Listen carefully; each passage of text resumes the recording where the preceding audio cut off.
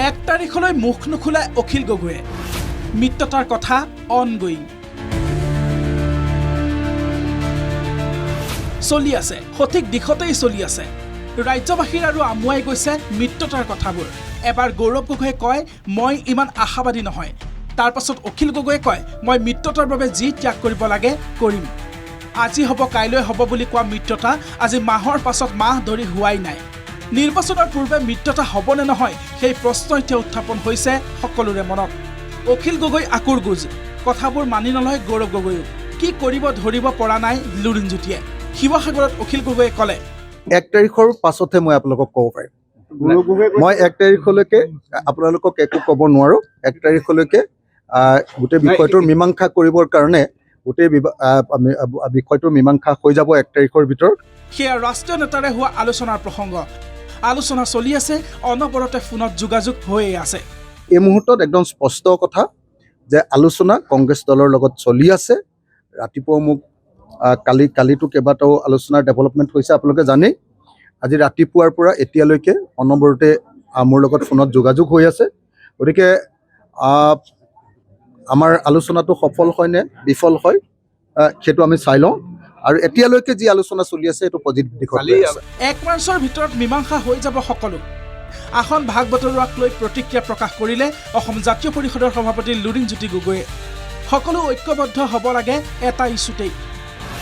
বিজেপিক পৰাভূত কৰিব লাগিব মই আশাবাদী ক'লে লুৰিণে খুব মানে মইতো ভাবোঁ খুব সোনকালে হ'ব কাৰণ গোটেই বিষয়টো মানে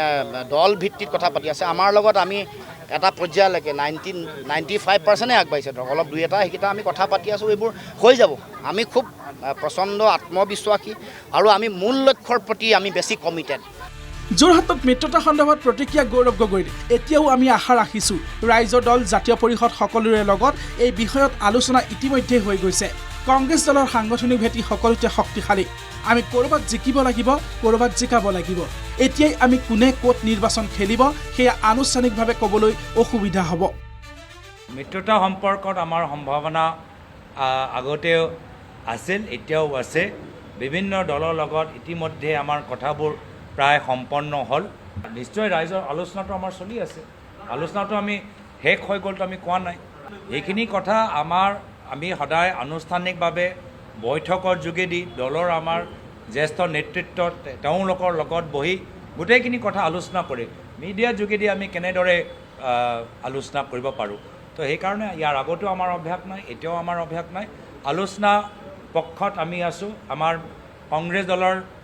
জ্যেষ্ঠ নেতৃত্ব এটা মই ভাবোঁ এটা সঠিক প্ৰস্তাৱ যোৱা বৈঠকত ৰাইজৰ দলক দিয়া গৈছে এতিয়া ৰাইজৰ দলৰ ওপৰত নিৰ্ভৰ কৰে কি তেওঁলোকে যি প্ৰস্তাৱ দিয়া সঠিক প্ৰস্তাৱ দিয়া গৈছে তাৰ ওপৰত তেওঁলোকৰ প্ৰতিক্ৰিয়া কি হ'ব এইটো তেওঁলোকৰ ওপৰত নিৰ্ভৰ কৰে মুঠতে এতিয়া আলোচনাৰ চৰ্চাৰ বিষয় বিৰোধীৰ মিত্ৰতা ব্যুৰ' ৰিপৰ্ট NK TV